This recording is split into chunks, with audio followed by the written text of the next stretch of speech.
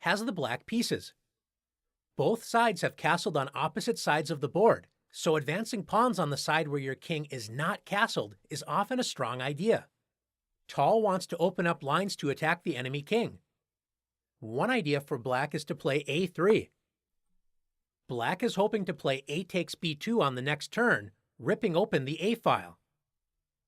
Unfortunately for black, white can simply keep the position closed by playing b3. When black does not have a good way to open up the position against the enemy king. In the game, Tal played the powerful move b3. One thing to remember about a pawn storm is that not only do you want to remove your opponent's pawns from a file, you also want to remove your own pawns to open up lines for attack. b3 attacks both the c2 and a2 pawns, which means a file will be forced open no matter what white does. White allows the c file to be open with c takes b3. And after a takes b3, white now plays the losing move. When defending against a pawn storm, you want to keep as many lines closed around your king as possible. White should have played a3. Although white's defenses have been weakened and may allow for a future sacrifice on that square, attacking the castled king is no easy task. Not only is a castled king protected behind 3 pawns, it usually is also defended by pieces. One way to attack a castled king is by sacrificing a piece. This is often a very risky strategy because if the attack fails, being down a piece usually results in disaster. Another way to attack the king is the pawn storm. A pawn storm is when at least 2 or more pawns work together to try and force open lines to attack the enemy king. Pawn storms can be risky, but sacrificing a pawn or 2 to make the opponent's king weak can have great rewards. In this position, former world champion Michal Tal, known for his incredible attacking skills, has the black pieces. Both sides have castled on opposite sides of the board, so advancing pawns on the side where your king is not castled is often a strong idea. Tal wants to open up lines to attack the enemy king. One idea for black is to play a3. Black is hoping to play a takes b2 on the next turn, ripping open the a file. Unfortunately for black, white can simply keep the position closed by playing b3. When black does not have a good way to open up the position against the enemy king. In the game, Tal played the powerful move b3. One thing to remember about a pawn storm is that not only do you want to remove your opponent's pawns from a file, you also want to remove your own pawns to open up lines for attack. b3 attacks both the c2 and a2 pawns, which means a file will be forced open no matter what white does. White allows the c file to be open with c takes b3. And after a takes b3, white now plays the losing move. When defending against a pawn storm, you want to keep as many lines closed around your king as possible. White should have played a3. Although white's defenses have been weakened and may allow for a future sacrifice on that square, instead of keeping the position as closed as possible, white opens up the a file with a takes b3. Now that the c and a files are open for black's major pieces to use for attack, Tal finishes the game in brilliant fashion, starting with the incredible move bishop e2. Tal sacrifices the bishop in order to open up the c file. We'll see why this matters after queen takes e2. Black threatens checkmate with queen a5. Tal sacrificed the bishop to open up the c file, so black's rook on c8 prevents the white king from easily escaping the checkmate attack. White tries to block the c file with rook c3, but Tal's powerful attack continues after queen a2 check, king c2. Notice the b2 pawn is now pinned to the white king, so black forces the white king up the board with rook takes c3 check. After king takes c3, Tal sacrifices a second bishop with bishop b4 check, attracting the king to the deadly b4 square. If white refuses the sacrifice and plays king c2, black finishes the game quickly with rook c8 check. Since king d3 allows queen takes b3 checkmate, white is forced to play queen c4. When black destroys white's defenses after rook takes c4 check, b takes c4, and queen takes c4 check, followed by capturing the light-squared bishop with check. In the game, white accepted the sacrifice with king takes b4. When Tal ended the game after queen a5 check, white's king is forced to play king c4, setting up the skewer queen a6 check. As white will lose a queen with a winning attack for black, white resigned. Let's take a look at another example of the pawn storm. In this position, both sides have castled on opposite sides of the board, so it is a race between white's pawn storm on the king side versus black's pawn storm on the queen side. Notice that all of white's pawns are already on the 5th rank, so white crashes through first with the powerful move f6. Black does not want to open up the g-file after g takes f6 and g takes f6, so black tries to keep the position as closed as possible with bishop f8. White could open up the f-file with f takes g7, but white wants to do more damage with the pawn storm and plays g6. The pawn storm crashes through, ready to rip open lines in front of the black king. If black tries to keep the position closed with h6, white opens up lines to the black king after g takes f7 check, followed by f takes g7, completely destroying the black king's defense. After g6, if black plays h takes g6, white plays h takes g6.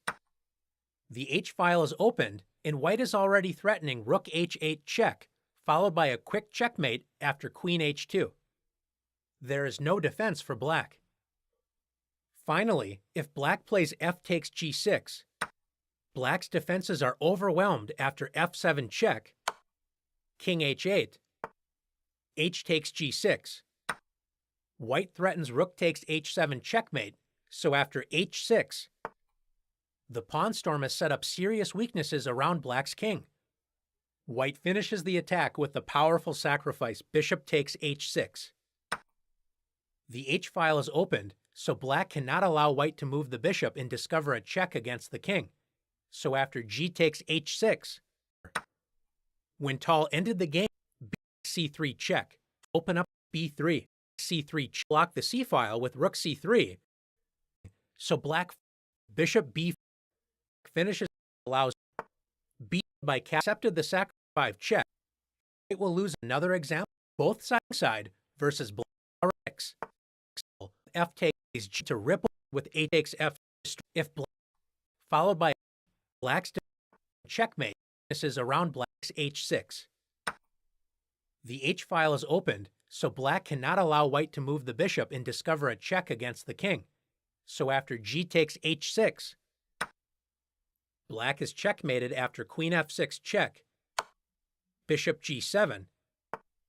Now that the bishop is pinned to the king, white ends the game with rook takes h6. Checkmate.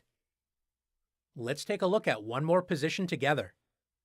So far, we have looked at pawn storms when the kings have castled on opposite sides of the board. Successful pawn storms can happen when the kings are castled on the same side of the board, but there is more risk involved because this type of pawn storm creates weaknesses in front of your king. What should you do when your opponent rushes forward with a pawn storm? We know that we should keep the position as closed as possible in front of our king, but we should also try to attack the center and open up lines for our pieces. In this position, black should play the powerful move d5, attacking the center and trying to open up lines for black's pieces to counterattack. If white captures the pawn with e takes d5, black recaptures with knight takes d5. And after knight takes d5, e takes d5. By trading knights, black now has pressure down the c-file, attacking the pawn on c2. If white defends the pawn and improves the knight's position with knight d4, black can now play bishop d6. Black attacks the f4 pawn and opens up the rook's pressure down the e-file. Black's pieces are coming to life, and white's advanced pawns on the king side are more a weakness to defend than a strength. Instead of capturing the d5 pawn, if white pushes forward with e5, black's knight leaps into the center with knight e4. White will have problems advancing the kingside pawns because if the f-pawn moves, the e5 pawn is without protection. Black now threatens a fork on g3, a weak square caused by white's poorly prepared pawn storm. And black also threatens to win a pawn after knight takes c3. White's position has several issues and will have a difficult game. Now it's your turn to practice attacking the enemy king with pawn storms.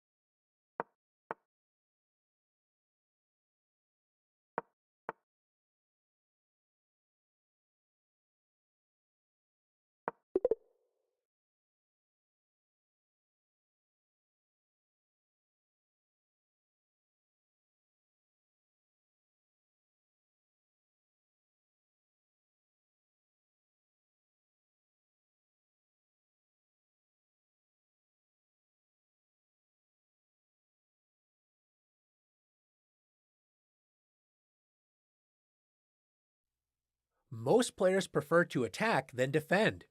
Attacking may be fun, but learning how to defend against attacks not only saves you from defeat, good defense can also win many games by refuting an unsound attack. When defending, remember that chess is a game of many opportunities. There are always chances to save even the most desperate-looking positions, if you keep a positive attitude and look for these opportunities. In this position, Black is in serious trouble. Although Black's pawn is one move away from promoting, notice that Black's king is trapped on the back rank. With White to move, almost any rook move threatening to deliver checkmate on the back rank, such as rook d3, c3, or b3, are all completely winning.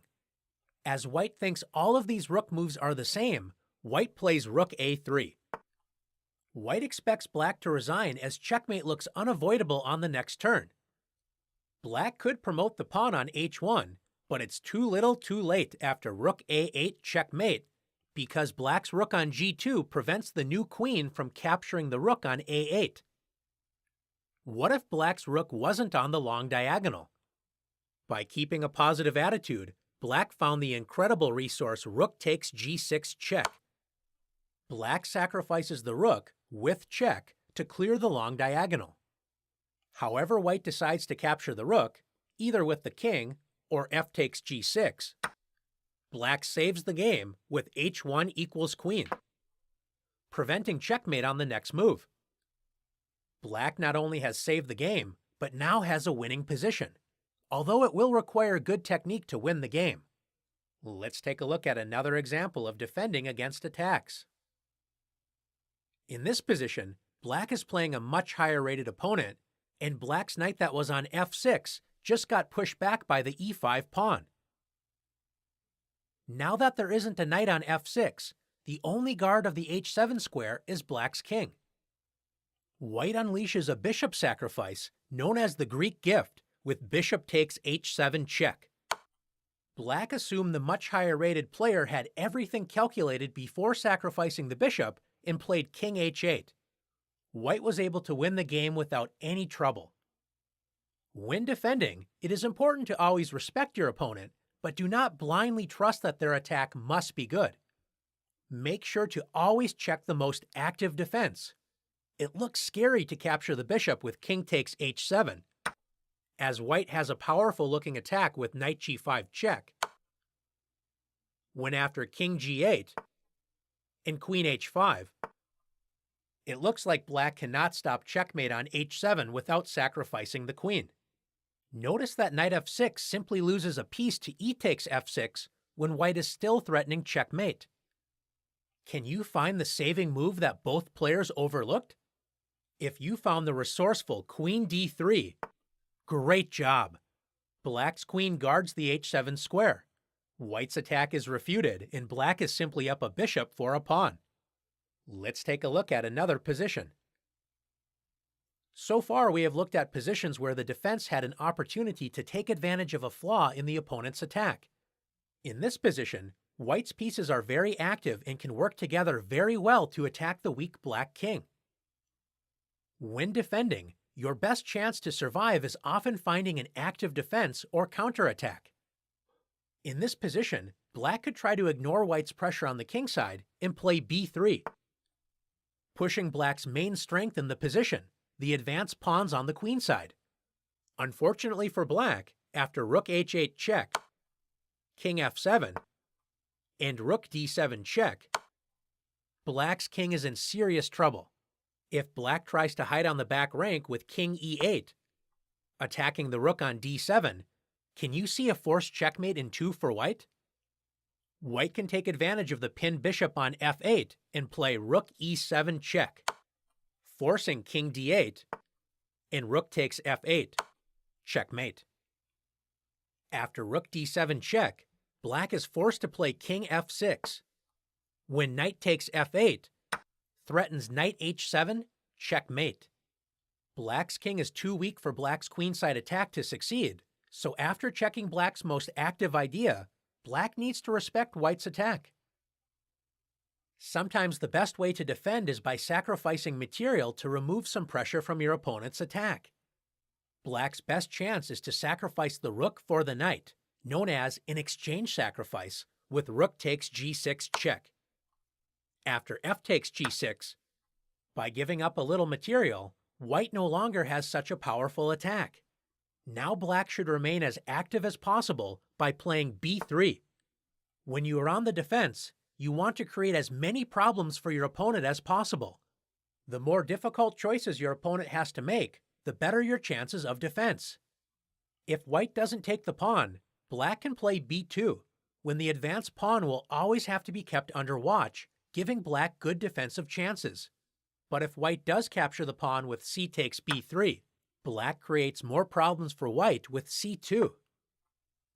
Black is now ready to play bishop a3 and support the passed pawn.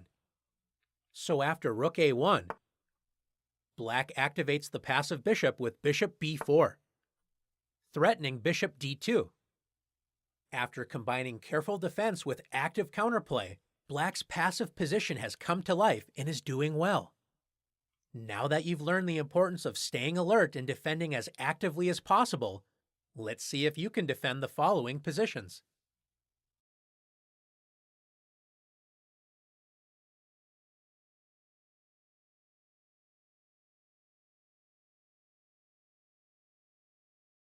An active defense or counterattack.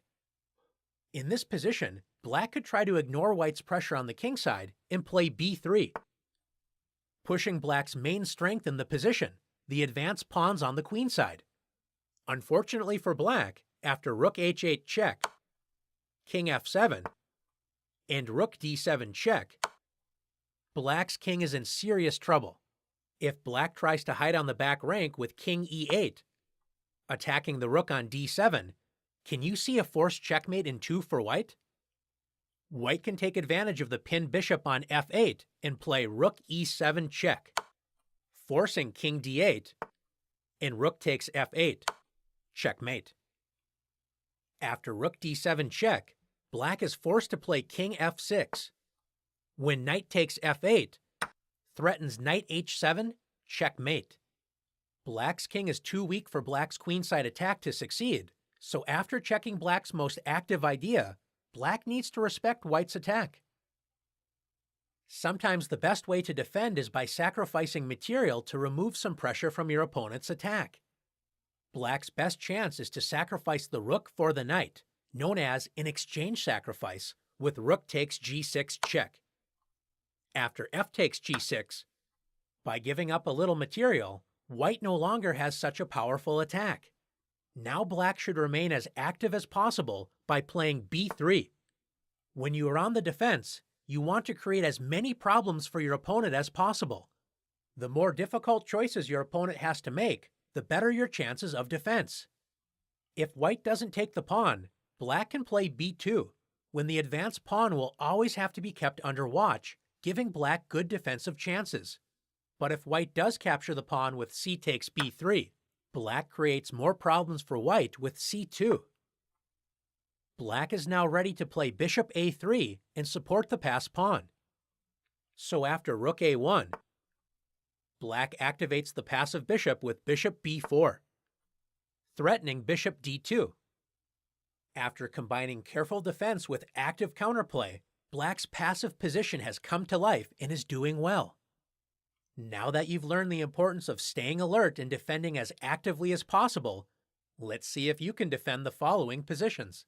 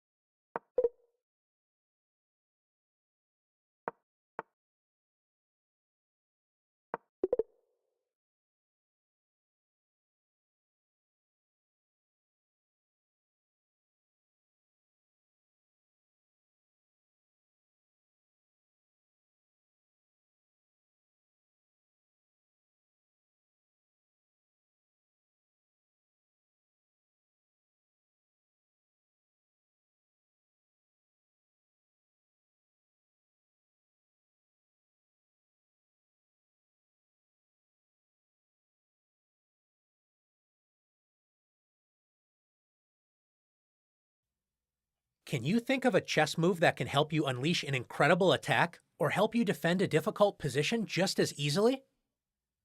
The exchange sacrifice can do exactly these things, making it an excellent weapon for attack and defense. An exchange sacrifice is when you sacrifice a rook for a minor piece. In this position, white has just played g4.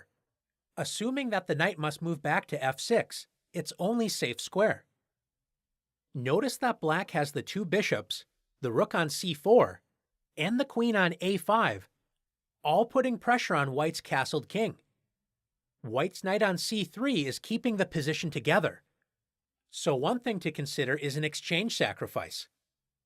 If black sacrifices the exchange immediately with rook takes c3, removing the guard and threatening queen a2 check, white can simply play knight takes c3. And after bishop takes c3, queen takes c3, white captures with the queen, allowing the king an important escape square on d2.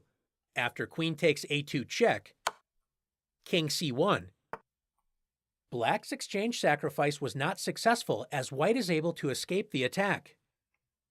In the game, black played the powerful move knight g3, attacking both the knight on e2 and rook on h1. If white moves the rook, black will simply capture the knight on e2 when white's knight on c3 loses its key protection. Black's two bishops, rook and queen, will overwhelm white's defenses. In the game, white played knight takes g3. White's knight on c3 has lost its key defender, the other knight, so black destroys white's defenses with the exchange sacrifice, rook takes c3. This is the easiest type of exchange sacrifice to play. White cannot accept the sacrifice because after b takes c3, black will deliver checkmate after queen takes a2 check, followed by queen a1, checkmate. Black has already regained the sacrifice material and has an overwhelming attack. Black won the game quickly. Let's take a look at another example of the exchange sacrifice.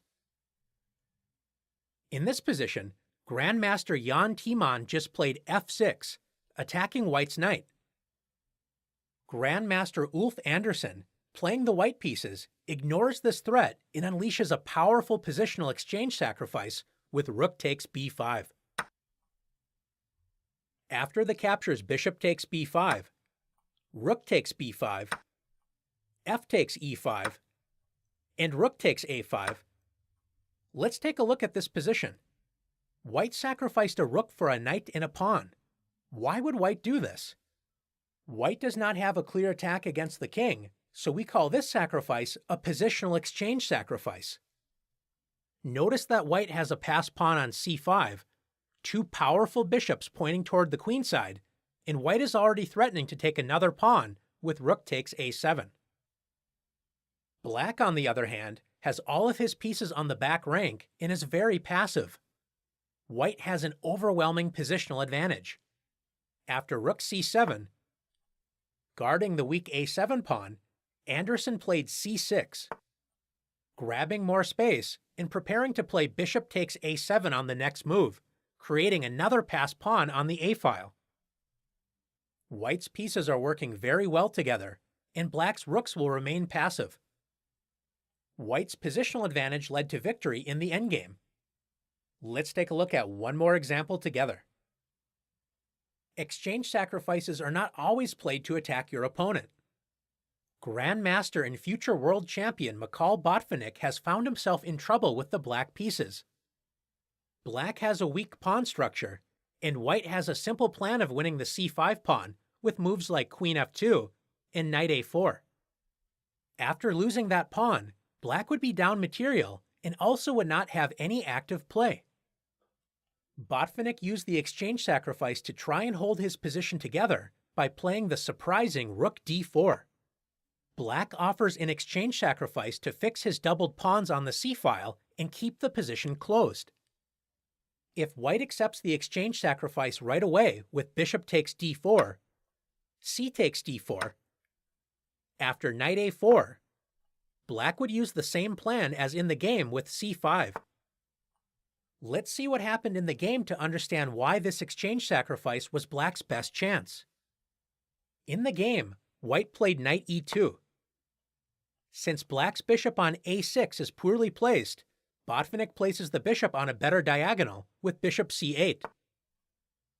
After knight takes d4, c takes d4, black has sacrificed the rook for a knight, but has undoubled his pawns, and black's newly created passed pawn on d4 blocks the only file that was open, the d file. This will make it difficult for white to find open lines to make the most out of the two rooks. In this position, white should have kept the advantage by playing bishop d2, so white could later plan to open up the queenside for the rooks by playing a3 and b4. White played bishop f2, and after c5, Botvinnik has a very strong pawn center and makes it very difficult for white to open up lines on the queenside for his rooks. If white can't activate the rooks, then white's small material advantage isn't that important. Black's defensive exchange sacrifice kept the position closed and forced white to make difficult decisions. Not only did Botvinnik defend this position, he later attacked on the kingside and was able to win the game. Are you ready to unleash the powerful exchange sacrifice? Let's see.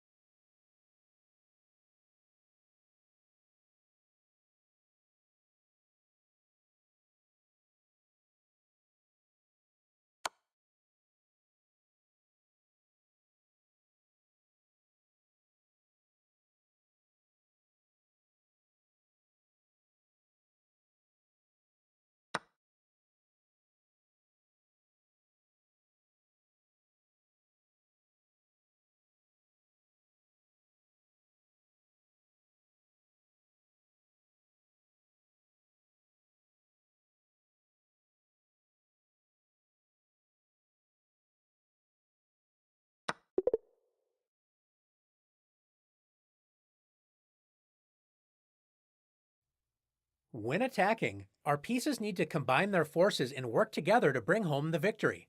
Sometimes, our pieces can get in the way of each other during an attack. When this happens, the attacker needs to open key attacking lines, known as a clearance sacrifice.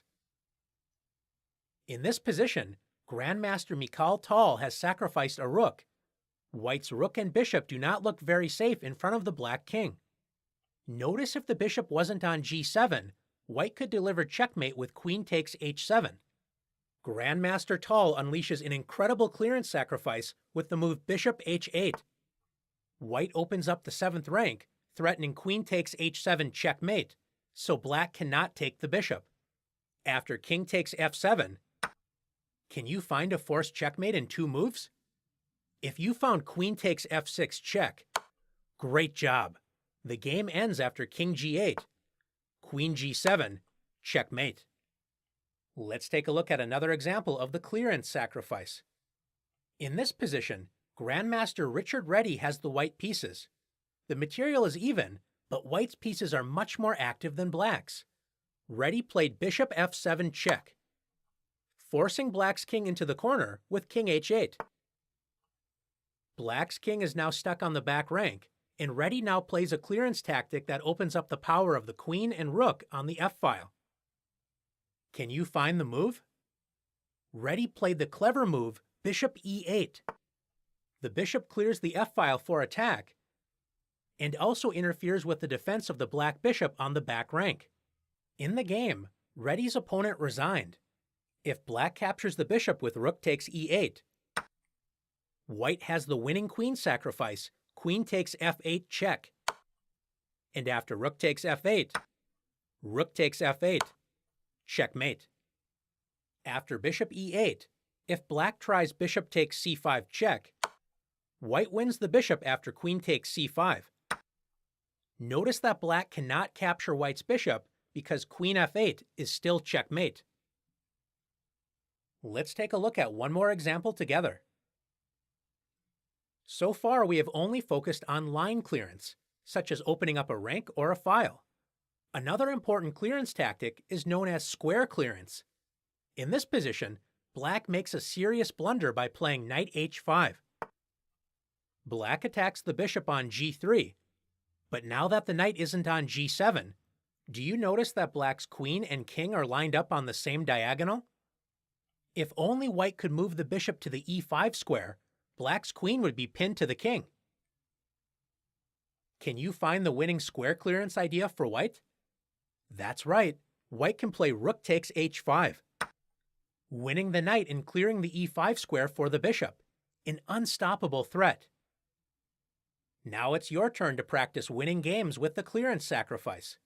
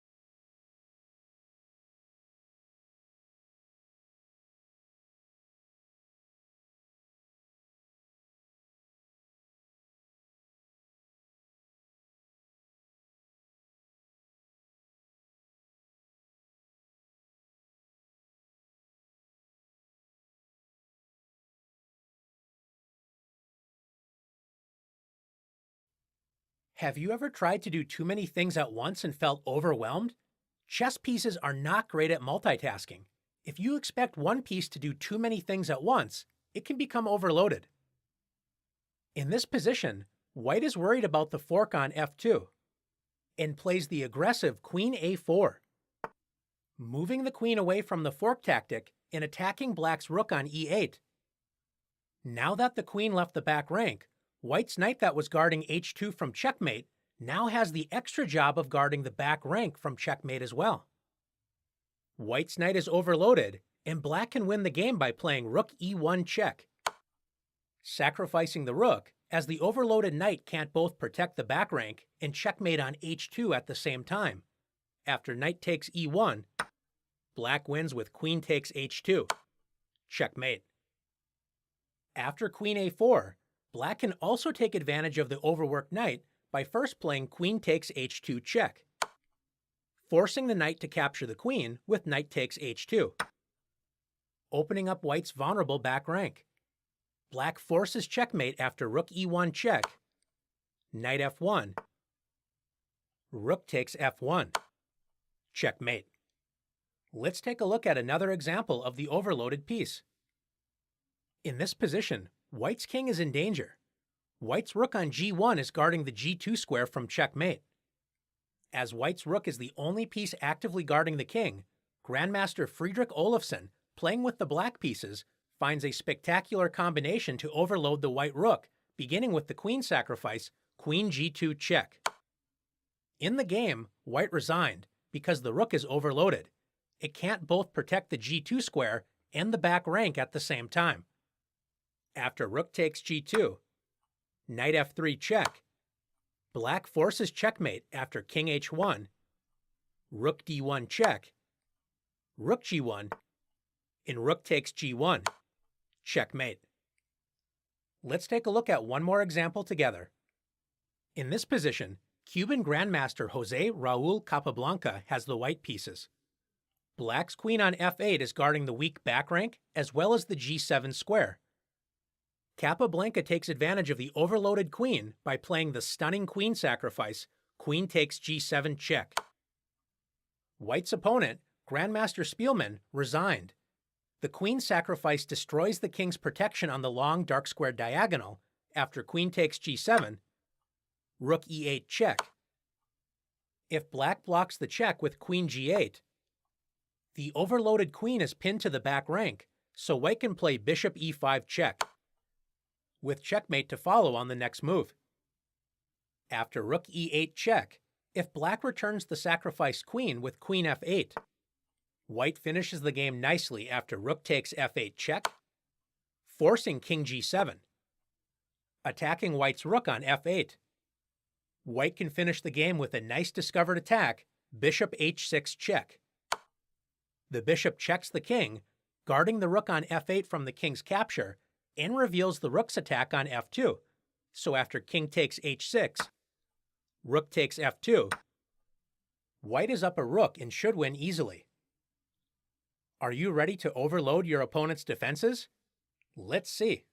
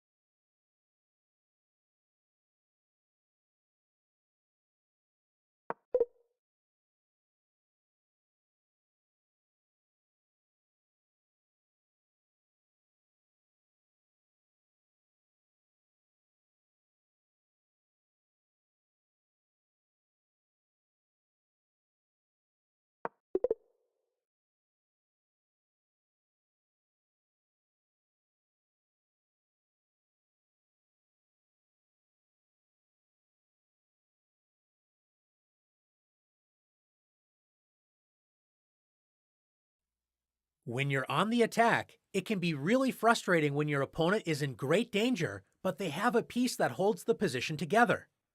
Removing that guard can be a quick way to victory, but what if you can't use that tactic? Another way to break down the defense is with a tactic known as interference. Interference is a move that blocks a critical square, disconnecting the defense. In this position, White's queen and bishop are lined up on the b1 to h7 diagonal, pointing directly at Black's king.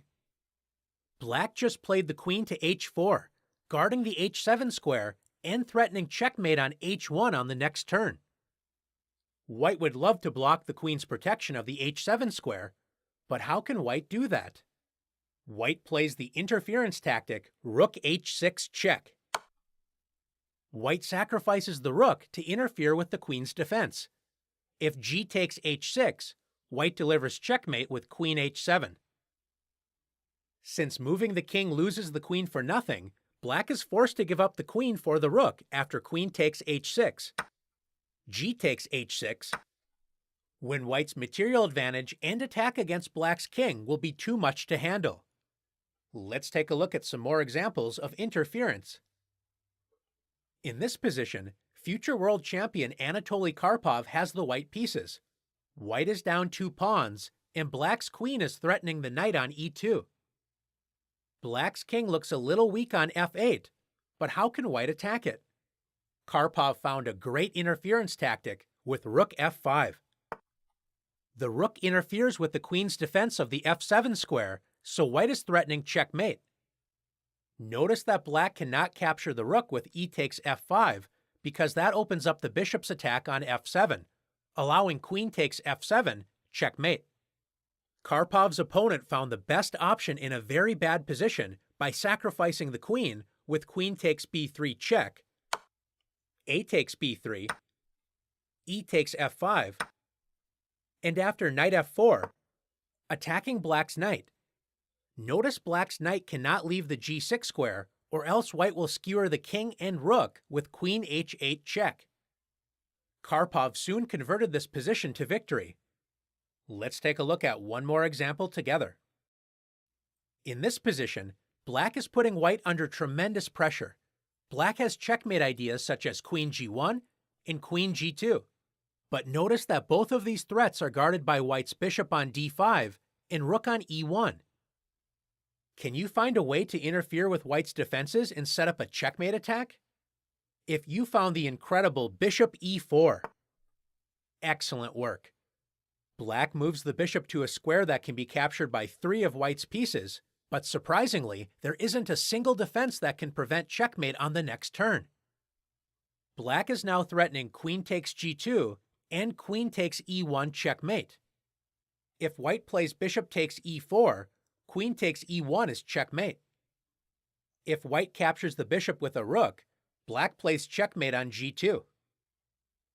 Finally, if White tries to protect the g2 square and the rook on e1 by playing rook g1, Black delivers checkmate with queen takes g1. Checkmate. Are you ready to use the interference?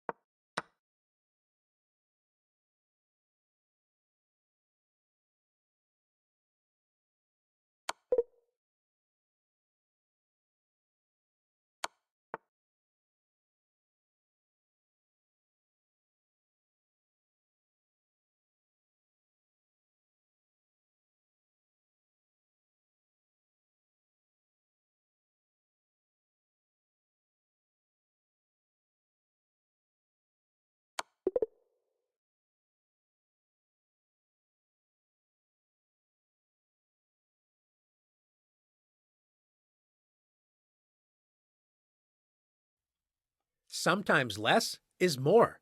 When we race a passed pawn up the board, our first thought is to promote it into a powerful queen. This is usually the best choice, but not always. In this position, with white to move, if white automatically plays f8 equals queen, black does not have a legal move to play, but black's king is not in check. White has stumbled into a stalemate. If white doesn't promote the pawn, black will simply play king g7 and capture it on the next turn. What is white to do? In this position, less is more. Just because you can promote the pawn into a queen, it doesn't mean you should. After f8 equals rook, black's king is not in stalemate, so white will win the game. Let's take a look at some other examples of under promotion. In this position, black is one move away from promoting the pawn on f2, but the promotion square is guarded by the knight on e3. Black finds a winning combination ending with under promotion. Can you find it? Black removes the guard of the promotion square with the queen sacrifice, queen takes e3. And after queen takes e3, if black promotes to a queen, white can attack black's vulnerable king with queen e4 check and likely draw the game. But black has the much stronger under promotion move, f1 equals knight. Black promotes a knight, forking the queen and king. So after king g1, knight takes e3, black simplifies the game and enters a completely winning position. Let's take a look at one more example together. In this position, white is one move away from promoting when white's queen should outpower the black rook in a winning endgame. Black forces white to make a decision after rook d3 check. The position appears simple, but it turns out there is only one move that wins for white. If white plays king c4, the king and the pawn are both lined up on the c-file, so after rook d1, black saves the game. White cannot promote the pawn because black can skewer the king and queen with rook c1 check. White is forced to rush the king up the board to save the game. If white plays king b4, black can draw the game with the clever defense king b2. Black allows white to promote, but after c8 equals queen, rook b3 check, white can never move to the c-file because it will get skewered by black's rook. So after king a5, rook a3 check, king b6, and rook b3 check, white's king cannot escape black's checks without losing the queen. The game is drawn. White's only winning move is king c2. White's king attacks the rook and prevents any skewer tactics. It looks like white is easily winning, but remember that chess is a game of many opportunities. Even when things look finished, you must stay alert. Black plays the tricky move, rook d4. This appears to not help black as white can simply promote with c8 equals queen. But black has set up a stalemate trick after rook c4 check, forking the king and queen and attracting white's queen to c4. After queen takes c4, black is in stalemate and saves the game. After the clever rook d4, has black saved the game? Not if white remembers under promotion. After c8 equals rook, there is no longer a stalemate trick since black's king can move to a2. White is now threatening checkmate on a8, so black's only defense is rook a4. It appears black might be hanging on, but can you find the winning move for white? If you found king b3, great job. White's king clears the path for the rook to deliver checkmate on c1 and also threatens the a4 rook. Black cannot defend against both threats, so white will win the game. Are you ready to use under promotion to win?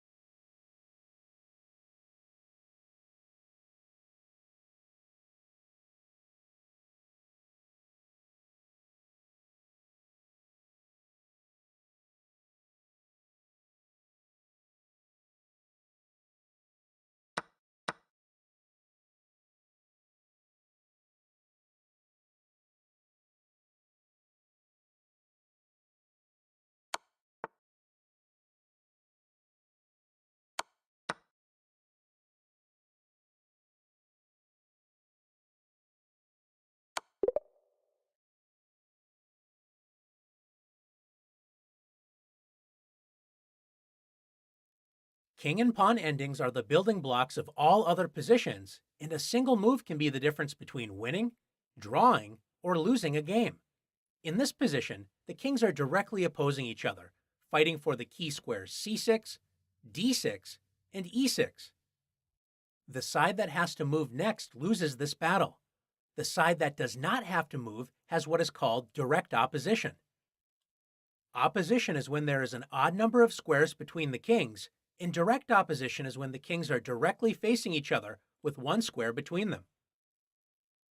Opposition is all about taking over a key square or preventing your opponent from moving to a key square.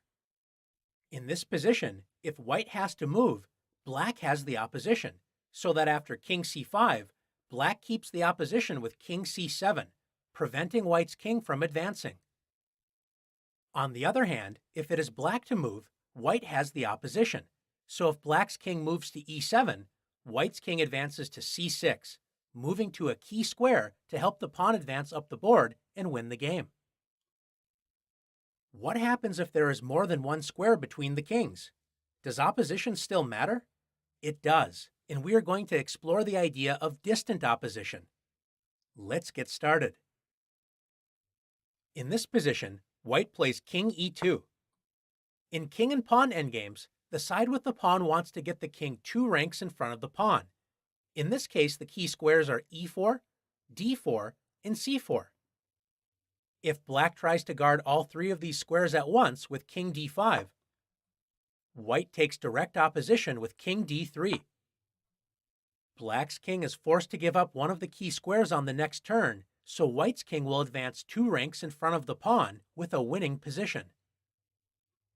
After king e2, black has only one way to draw this game, and that is with distant opposition. Where can black's king move to get on the same file as white's king with an odd number of squares between them? If you found king e6, great job. There is an odd number of squares between the kings, 3 squares, and it is not black's move. This means black has distant opposition. White's only way to make progress is to try and move the king forward, but once white does this, such as by playing king e3, black now takes direct opposition with king e5.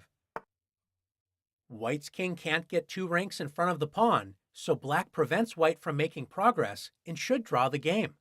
Let's take a look at another example. The main idea behind distant opposition is to turn it into direct opposition. In this position, can you see how white can gain distant opposition? That's right, with king b3. After king b6, white takes direct opposition with king b4. And if king c6, white plays king c4. After king c7, should white keep distant opposition with king e3? White can, but remember that white's goal is to get 2 ranks in front of the pawn. The key squares are 2 squares in front of the pawn, c4, and the other 2 squares to the side, b4 and d4. After king c7, white should play king c4. You might wonder why white would allow black to take direct opposition with king c6. The reason why white wants to be 2 ranks in front of the pawn is so that when black takes opposition, like in this situation, white can simply play c3. White now has the opposition, and black's king is forced to give up one of the key squares. Let's take a look at one more position together. In this position, white is down a pawn and faces a difficult defense. If white tries to quickly grab a pawn after king f3, black wins the game after king d1. Black now has diagonal opposition. After king f4, king e2, king takes f5, black captures white's pawn with king takes e3 and will advance the d-pawn to victory. If white plays king f2, black takes direct opposition with king d2. And after king f3, black plays the waiting move king e1. Notice white's king cannot take direct opposition because the pawn on e3 is in the way. If white plays king f4, then we reach the same winning position for black after king e2. If white plays king g3, black wins again after king e2. The only way to guard the pawn is with king f4. and black now takes direct opposition with king f2.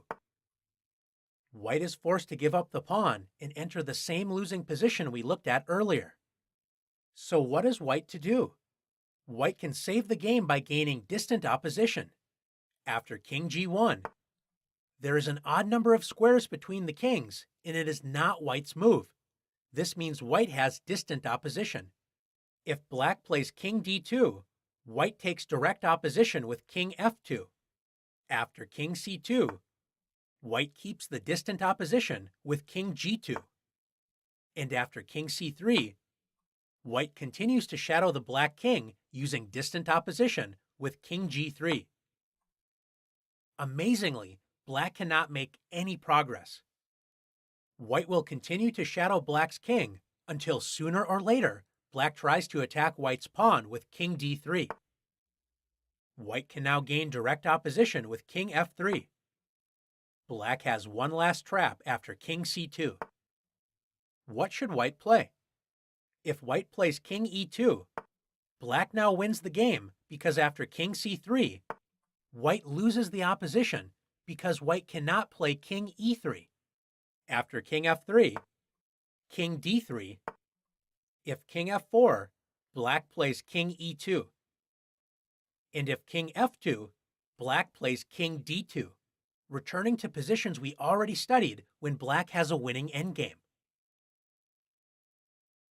After king c2, white's only move to save the game is by keeping distant opposition with the move king g2. White shadows the king using distant opposition and waits for a moment to take direct opposition. Black cannot make any progress. Now that you've learned how to both win and save positions using distant opposition, let's put your skills to the test.